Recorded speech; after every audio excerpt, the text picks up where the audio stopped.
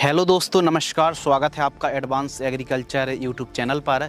आज की इस वीडियो के माध्यम से हम बात करेंगे टमाटर की उन्नत खेती।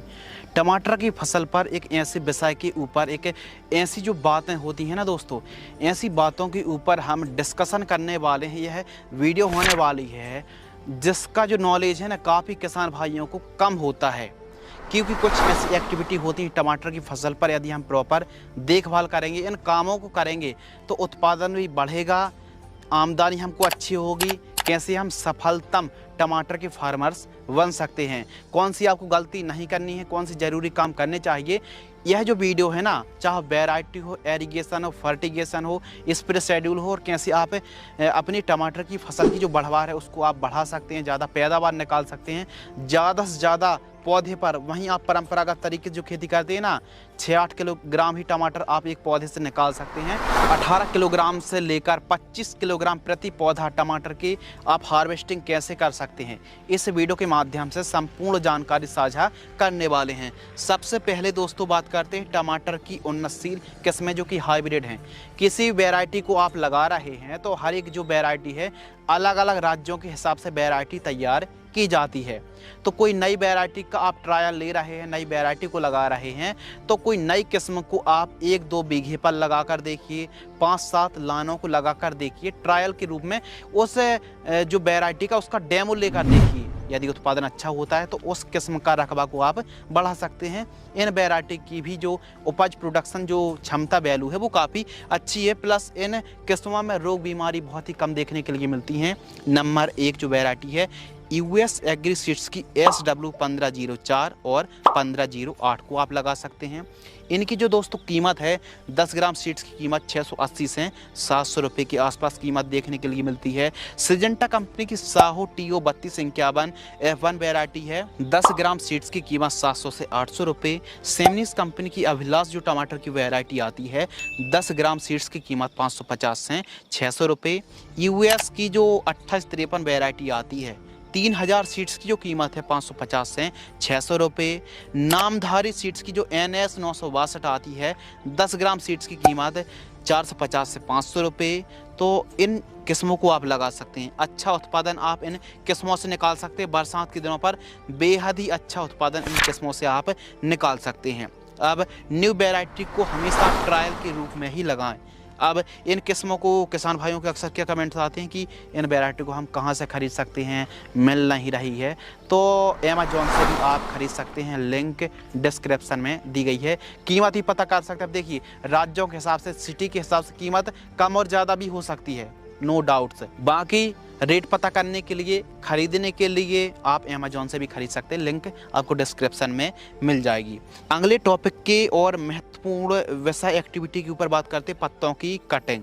यदि आप बरसात के दिनों पर टमाटर की खेती कर रहे हैं तो फंगस, सड़न और पत्तियों में जो फंगस की समस्या आती है ना, पत्तियां खराब होने लगती नीचे से, तो जो निचले साइड से हैं कुछ इस प्रकार आप देख सकते हैं कि कटर या फिर कैंची की मदद से आपको कटिंग करनी चाहिए। जो खराब पत्ती होती हैं, जो पीली पत्ती होती हैं, उनकी कटिंग कुछ इस प्रकार आपको करना चाहिए। कटिंग छटिंग आपको जरूर करना चाहिए। इसके अलावा जैसे आपने कटिंग कंप्लीट कर दी, फिर उसके बाद कॉपर ऑक्सीक्लोराइड 50% WP फंगिसाइड का स्प्रे करना चाहिए। इससे साफ सफाई बनी रहती है, फसल स्वस्थ रहती है, फंगस मुक्त रहती है, फंगस बढ़ने से भी काफ़ी हद तक कंट्रोल हो जाता है। तो जो टमाटर के नीचे के काले पत्ते हैं, पीले पत्ते हैं, फिर फंगस रहित जो पत्ती हैं, उनकी ही आपको कटिंग छटिंग करनी चाहिए, जो कि आप वीडियो पर देख रहे हैं। यह जो काम है ना दोस्तों, आपकी फसल को काफ़ी स्वस्थ करता है। तो हमेशा जो नीचे की पत्ती होती हैं उनकी ही कटिंग करना चाहिए। इसके अलावा बात करते हैं टॉप ड्रेसिंग, जिसे हम नॉर्मल भाषा पर गोड़ा लगाना, यानी गोड़ा मिट्टी को भी आपको ज़रूर चढ़ाना चाहिए, जो कि आप वीडियो पर देख रहे हैं। कभी कभी क्या होता है दोस्तों कि अक्सर जो जड़ों के पास की जो मिट्टी है ना, वहाँ कम हो जाती है या फिर पानी पड़कर मिट्टी बाहर आ जाती है। तो कुछ इस प्रकार आपको गोड़ा लगाना चाहिए, जो कि आप वीडियो पर देख रहे हैं ना। इस प्रकार मिट्टी को आप तने के पास चढ़ा सकते हैं। कुछ किसान भाई कहते हैं कि क्या जड़ें तो बाहर नहीं आ जाएंगी, कोई समस्या नहीं आएगी। फसल की एक अच्छी बढ़वार देखने के लिए इससे मिलने वाली है, फसल की स्वस्थ और काफ़ी अच्छी बढ़वार देखने के लिए मिलेगी। तो कब लगाएं? फर्स्ट जो गोड़ा है 35 से 40 दिन की फसल। सेकंड है आपको जो टॉप ड्रेसिंग है लगभग 80 से 90 दिन के आसपास की फसल होती है, तो सेकंड बार मजदूरों की मदद से कुछ इस प्रकार जो कि आप वीडियो पर देख रहे हैं, यह टमाटर पर गोला लगाई हुई फसल आप देख रहे हैं, विजुअलाइज देख पा रहे हैं। तो यह काम करने से ना काफ़ी अच्छा फ़ायदा होता है। अब बात करते हैं खरपतवार की रोकथाम, वीड कंट्रोल। तो देखिए, टमाटर की फसल पर रासायनिक खरपतवार नाशक का स्प्रे यदि आप करते रहेंगे तो एक दिन जो भूमि है ना वो पूरी तरह बंजर हो जाएगी। तो यूएस ने क्या किया था कि 18-19 दशक में बहुत ज़्यादा खरपतवार नाशक का स्प्रे किया था, उपयोग किया था, जिससे खरपतवार तो कंट्रोल हो रहे थे, लेकिन धीरे धीरे खरपतवार पूरी तरह कंट्रोल नहीं हो पा रहे थे। परिणाम स्वरूप ज़्यादा रासायनिक का उपयोग करना पड़ा, जिससे ज़्यादा से ज़्यादा खरपतवार तो कंट्रोल हो रहे थे, लेकिन धीरे धीरे कंट्रोल होना भी बंद हो गया। रासायनिक का जो मात्रा बढ़ाने से जो उत्पादन है, पैदावार है, वो घट गई और भूमि काफ़ी हद तक बंजर होने लगी थी। तो फिर उन किसान भाइयों ने धीरे धीरे कृषि यंत्रों का उपयोग करके, जैसे कोल्पा है और जो कि आप वीडियो पर देख रहे हैं, high electricity flame sparking machine को आप वीडियो पर देख रहे हैं, यह यूएस और फॉरेन कंट्री पर काफ़ी ज़्यादा चलाई जाती है। इससे खरपतवार जो है ना वो स्पार्क से, इलेक्ट्रिसिटी से कंट्रोल हो जाता, कोई खरपतवार नाशक स्प्रे करने की आवश्यकता नहीं है। नई नई मशीनों का आविष्कार किया जिससे खरपतवार को हम कंट्रोल कर सकते हैं और इससे खरपतवार नाशक का स्प्रे ना करना पड़े। तो खरपतवार को कंट्रोल करने के लिए हमारे किसान भाई भी कुछ ऐसा कर सकते हैं, क्योंकि वैसे भी इंडिया पर जुगाड़ चलते हैं। तो आप कोल्पा की मदद से या फिर देसी जुगाड़ की मदद से आप खरपतवार नाशक का टमाटर की फसल पर स्प्रे ना करें। इसकी बजाय दोनों बेड के बीच में यदि खरपतवार उग चुका है तो मजदूरों की मदद से निराई गुड़ाई करें या फिर मशीनों से कोल्पा चलाकर खरपतवार को कंट्रोल कर सकते हैं। पावर बीडर या फिर पावर टीलर की मदद से भी खरपतवार को आप कंट्रोल कर सकते आसानी से। तो ठीक उसी प्रकार यदि हम पावर बीडर मशीनों की मदद से यदि हम हेल्प लेंगे, मजदूरों की हेल्प लेंगे और खरपतवार नाशक का स्प्रे नहीं करेंगे ना, तो जो भूमि एकदम स्वस्थ रहेगी और उपजाऊ क्षमता भी काफ़ी अच्छी रहने वाली। तो खरपतवार नाशक स्प्रे आपको बिल्कुल भी नहीं करनी चाहिए। यदि हमारी टमाटर की फसल पर खरपतवार का जमाव रहता है तो इससे माइट्स है, थ्रिप्स है, वाइट फ्लाई और फंगस को बढ़ने का अवसर मिल जाता है, फैलने का और भी ज़्यादा मौका मिल जाता है। तो इसीलिए साफ सफाई रहना बहुत ज़्यादा ज़रूरी है। फसल चक्र को आपको अपनाना चाहिए और 2-3 बार आपको बेसल डोज जरूर प्रयोग करना चाहिए टमाटर की फसल पर एक अच्छी पैदावार निकालने के लिए। तो जो बेसल डोज है, NPK वाला आप कॉम्बिनेशन भी ले सकते हैं। NPK 12-32-16-50 kilogram, micro nutrient 10 kilogram और रीजेंट GR दानेदार इंसेक्टिसाइड 5 किलोग्राम, इन सभी को मिक्स करके प्रति एकड़ की दर से जब आप पौधरोपण कर रहे हो उस समय भी प्रयोग कर सकते हैं। या फिर SSP 50 kilogram, DAP 50 kilo, MOP 25 और रीजेंट 5 किलोग्राम। तो इनका भी प्रयोग आप अपनी पूरी फसल की लाइफ साइकिल पर 2 से 3 बार बेसल डोज जड़ों से 7 से 8 इंच दूर जड़ों के पास दे करके आप दोस्तों सिंचाई कर सकते हैं। बेहतर आपको रिजल्ट मिलेंगे। बेड तैयार करते समय भी इन कामों को आप करा सकते हैं। बेड की जो चौड़ाई रखनी है वो 2.5 फीट रखनी है, बेड की ऊंचाई 1 से 1.5 फीट, बेड से बेड की दूरी 3 फीट और सेंटर से सेंटर की दूरी 5 फीट रखनी चाहिए। बरसात पर बेड ऊंची बनाएं, गर्मियों पर बेड चौड़ी बनाएं, ध्यान रखिए।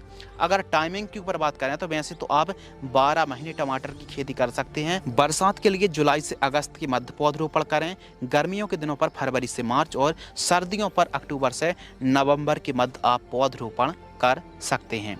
मल्चिंग पेपर, देखिए मल्चिंग पेपर जो है ना, इससे लगाने से जड़ों का ज़्यादा विकास होता है, खरपतवार का जमाव नहीं होता है, कीट नियंत्रण होते हैं, कम सिंचाई की आवश्यकता पड़ती है, मिट्टी में नमी बरकरार रहती है, पानी का वाष्पीकरण नहीं होता है, खेती में जो मिट्टी का जो कटाव है ना वो नहीं होता बरसात के दिनों पर। इसके अलावा पौधे लंबे समय तक सुरक्षित रहते हैं। इसके अलावा पौधे को प्रॉपर न्यूट्रिएंट मिलते हैं और साथ ही दोस्तों ब्लैक और जो सिल्वर वाला है ना, ऊपर साइड सिल्वर और निचले साइड ब्लैक वाला मल्चिंग पेपर आपको लगाना चाहिए। तो काफ़ी ज़्यादा फायदे हैं। यदि मल्चिंग पेपर नहीं लगाते हैं तो आप सूखे घास को भी कुछ इस प्रकार बिछा सकते हैं। जो घास होता है उसको भी आप बिछा सकते हैं, इससे खरपतवार का जमाव नहीं होता है।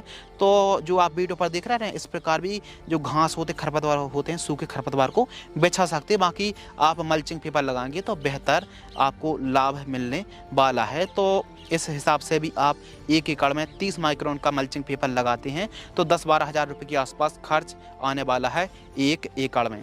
इसके अलावा दोस्तों बात करते हैं टमाटर में नेमेटोड्स की समस्या आती है। अब यह जो नेमेटोड्स है ना, हिंदी पर दोस्तों हम इसे नेमेटोड्स और इंग्लिश पर रूट्स नोट्स नेमेटोड्स के नाम से हम जानते हैं। तो यह जो नेमेटोड्स है ना दोस्तों, यह हम अपनी आंखों से नहीं देख सकते बल्कि माइक्रोस्कोप से देख सकते हैं। यह एक सूक्ष्म जीव होता है और जो सूत्रकृमि के नाम से भी जाना जाता है। हमारी टमाटर की फसल पर जड़ों के बीच में गांठें बन जाती हैं, जिससे ठीक तरीके से पैदावार हमको नहीं मिल पाती है, फसल में पीलापन की समस्या आती है और ही साथ ही फल फूल की संख्या कम हो जाती है, बढ़वार एकदम कम हो जाती है।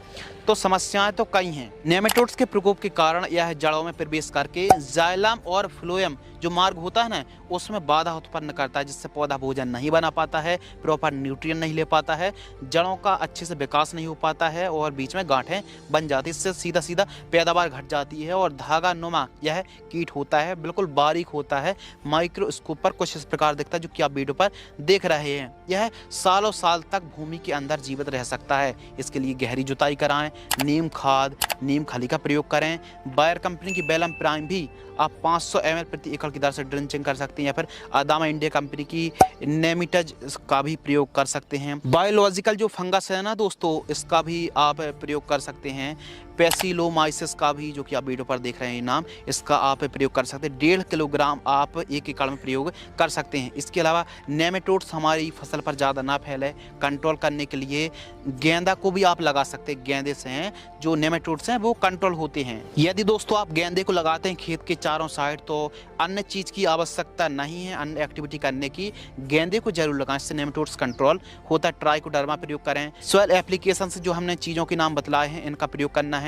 इसके अलावा ढेंचा की भी आप खेती कर सकते हैं। यह ऑर्गेनिक खाद होती है और हमारी फसल को उपजाऊपन बनाती है। तो ढेंचे की खेती करके आप ठीक तरीके से प्लोविंग करा दीजिए। जब वो तैयार हो जाती है तो फसल चक्र अपनाना चाहिए और साथ ही कार्बोफ्यूरॉन 1.5 किलोग्राम प्रति हेक्टेयर की दर से भी प्रयोग आप कर सकते हैं। यह दोस्तों जो आप फोटो पर नाम देख रहे हैं ना, ये टमाटर की फसल पर और बैगन की फसल पर यह नेमेटोड्स काफ़ी ज़्यादा परेशान करता है। नेमेटोड्स की रोकथाम के लिए गेंदे को लगा सकते हैं, सेवंती को लगा सकते हैं बीच बीच में, सतावर और साथ ही सरसों को भी आप लगा सकते हैं। यदि टेम्परेचर और ह्यूमिडिटी दोस्तों बढ़ती है ना, तो इसका प्रकोप और भी ज़्यादा बढ़ जाता है। तो इसलिए प्रॉपर सिंचाई करना ही बहुत ज़्यादा ज़रूरी है। तो इन बातों को ध्यान रखें। पौधरोपण करने से पहले 2 बार ट्राइकोडर्मा जरूर चला दीजिए। 500 ग्राम 15 दिन पहले चलाएं और जिस दिन पौधरोपण करना है उससे 1-2 दिन पहले फिर से 500 ग्राम ट्राइकोडर्मा को चला दीजिए। और ट्राइकोडर्मा के साथ कोई भी रासायनिक का प्रयोग नहीं करना चाहिए।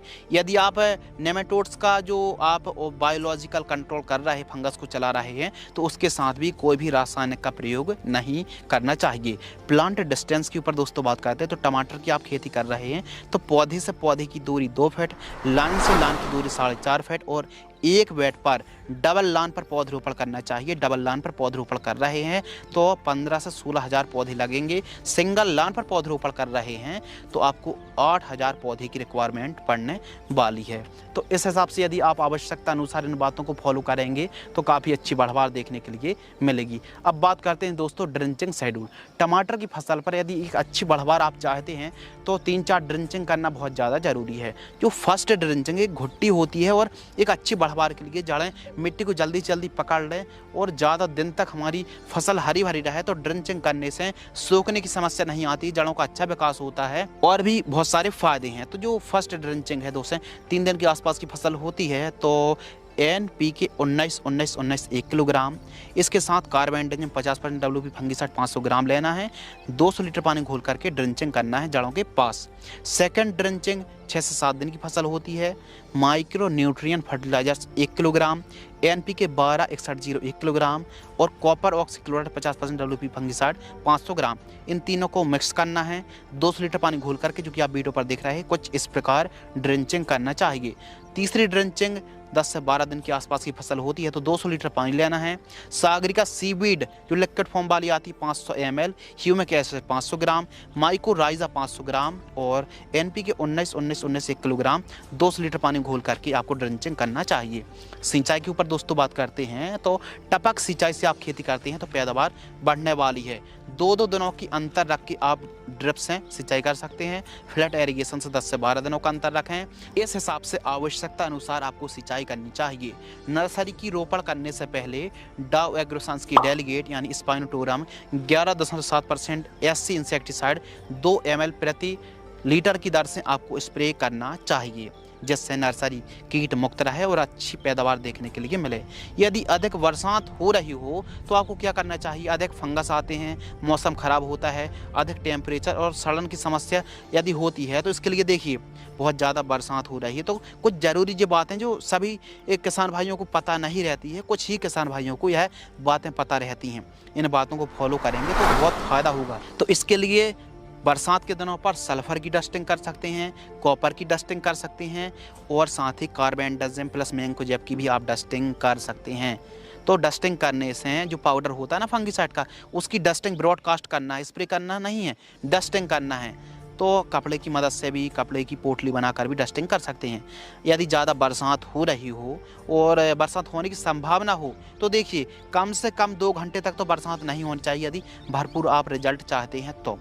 इसके साथ सिलिकॉन चिप को मिलाना जब भी आप स्प्रे कर रहे हैं, और यदि आप सिस्टमिक कीटनाशक है, सिस्टमिक फंगिसाइड का स्प्रे करेंगे तो बेहतर आपको रिजल्ट देखने के लिए मिलने वाला है। टमाटर की फसल पर स्प्रे के साथ साथ आप जो भी आप टमाटर की फसल पर स्प्रे कर रहे हैं ना, थोड़ा सा NPK का स्प्रे करने से परहेज कर सकते हैं। यदि आप स्प्रे के साथ NPK को मिक्स कर रहे हैं, चाहे 1261 हो, 0050 हो, 13045 हो, तो इनका यदि मिक्स करके स्प्रे करते हैं ना तो इससे पता है नुकसान क्या होता है? जो आप फंगिसाइड ले रहे हैं, जो आप कीटनाशक ले रहे हैं, इनका मिक्स करके स्प्रे करने से फंगिसाइड और इंसेक्टिसाइड के रिजल्ट कम हो जाते हैं।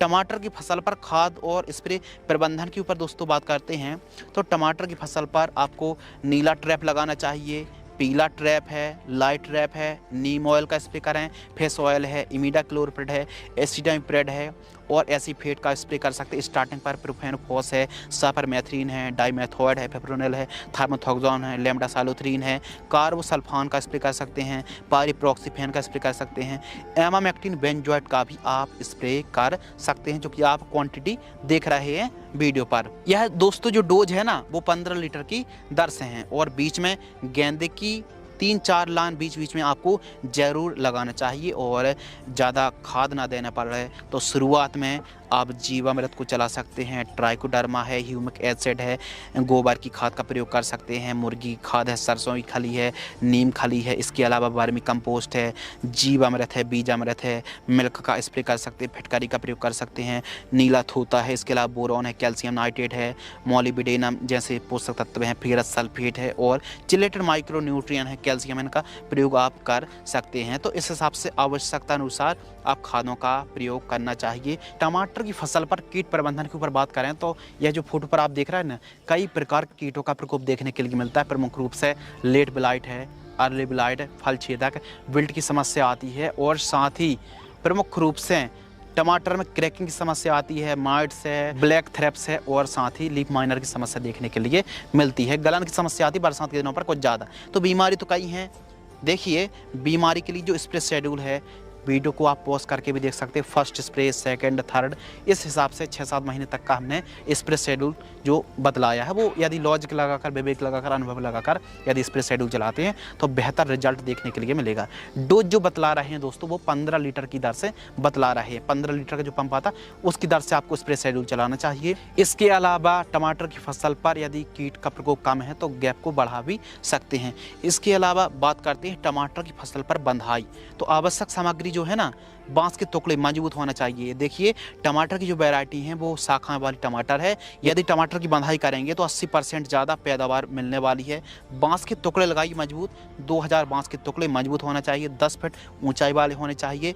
पैड वायर की आवश्यकता पड़ेगी 50 किलोग्राम, यह 140 से 150 रुपये प्रति किलोग्राम का रेट देखने के लिए मिलता है। सुतले की आवश्यकता पड़ेगी 50 किलोग्राम बंधाई के लिए एवं टमाटर की 8 से 10 बंधाई करनी चाहिए। अब जो टमाटर की बंधाई है, पैड वायर 3 लेयर पर खींच के कुछ इस प्रकार बंधाई करें। अब जो पौधा है ना उसकी शाखाएं यदि लेफ्ट साइड की शाखाएं हैं ना, यदि वो लेफ्ट साइड जा रही हैं तो उस शाखा को राइट साइड की रस्सी में बांधना चाहिए। यानी लेफ्ट साइड यदि शाखाएं जा रही तो राइट साइड की रस्सी में बंधाई करनी चाहिए। इस हिसाब से हल्के हाथों से जो कि आप वीडियो पर देख रहे हैं इस प्रकार टमाटर की बंधाई करेंगे, स्ट्रक्चर मजबूत रखेंगे। आड़े में बांस लगा सकते हैं या फिर वजन को कंट्रोल करने वाला जो स्टे आप देख रहे हैं ना, ये लोहे वाली जो आप पाइप देख रहे हैं, इस प्रकार भी आप लगा सकते हैं। जितनी ज़्यादा टमाटर की फसल पर वजन आता है, बंधाई यदि अच्छी करेंगे तो फिर जो बढ़वार है, जो फसल तैयार कर रहा है, वो बहुत अच्छी आउटपुट आपको दे सकती है। तो इन बातों को फॉलो करें, खाद शेड्यूल को इस प्रकार चलाएं यदि आप साधारण तरीके से खेती कर रहे हैं तो। जो खाद का कॉम्बिनेशन है वो प्रति एकड़ की दर से जड़ों से 5 से 6 इंच दूर जड़ों के पास देकर आपको सिंचाई करना चाहिए। यदि दोस्तों लागत के ऊपर बात करें तो 1 एकड़ में टमाटर की फसल पर जो लागत लगने वाली है वो 1 लाख रुपए से लेकर 1.5 लाख रुपए के आसपास लागत लगने वाली है। तो टमाटर की फसल पर मल्चिंग पेपर 30 माइक्रोन का और ड्रिप आप लगाइए 16 mm इन लाइन। बेड बनाइए, खेत की तैयारी अच्छे तरीके से करें। और हाँ दोस्तों, टमाटर की फसल पर एक अच्छी पैदावार के लिए बोरॉन है और कैल्शियम नाइट्रेट का प्रयोग आपको जरूर करना चाहिए। साथ ही यदि हम बाजार भाव के ऊपर बात करें तो हमारे किसान भाइयों को एक एवरेज जो रेट देखने के लिए मिलता है 15 रुपये से लेकर 10 रुपये से लेकर 30 रुपये 35 रुपये प्रति किलोग्राम तक का रेट देखने के लिए मिलता है। उत्पादन के ऊपर दोस्तों बात करते हैं तो टमाटर का जो उत्पादन है वो आप 80 से लेकर 90-95 टन तक आप 1 एकड़ से उत्पादन निकाल सकती है यदि आप व्यवस्थित तरीके से, वैज्ञानिक तरीके से खेती करते हैं। उत्पादन भूमि के हिसाब से, केयर के हिसाब से, फर्टिगेशन, इरिगेशन और स्प्रेइंग के हिसाब से जो उत्पादन है वो घट और बढ़ भी सकता है। लाइफ साइकिल के ऊपर दोस्तों बात करते हैं, टमाटर की जो लाइफ साइकिल है ये 8 से 9 महीने बड़े आराम से चलने वाली है यदि बंधाई करेंगे, केयर करेंगे, देखभाल करेंगे तो इस हिसाब से केयर करेंगे। और मुनाफा नेट प्रॉफिट के ऊपर अगर हम दोस्तों बात करें तो टमाटर की फसल पर सभी लागत को काटकर आप 1 एकड़ से 6 से 8 लाख रुपए तक कमाई कर सकते हैं। यदि उत्पादन अच्छा होता है, बाजार भाव अच्छे मिलते हैं तो हमारे किसान भाइयों को टमाटर की फसल से एक अच्छी और मोटी कमाई हमारे किसान भाई टमाटर की फसल से कमाई कर सकते हैं। तो आज की इस वीडियो के माध्यम से टोमेटो फार्मिंग की A to Z संपूर्ण जानकारी डिटेल में जानकारी साझा की। यदि आपको यह वीडियो पसंद आती है तो वीडियो को लाइक करें। धन्यवाद।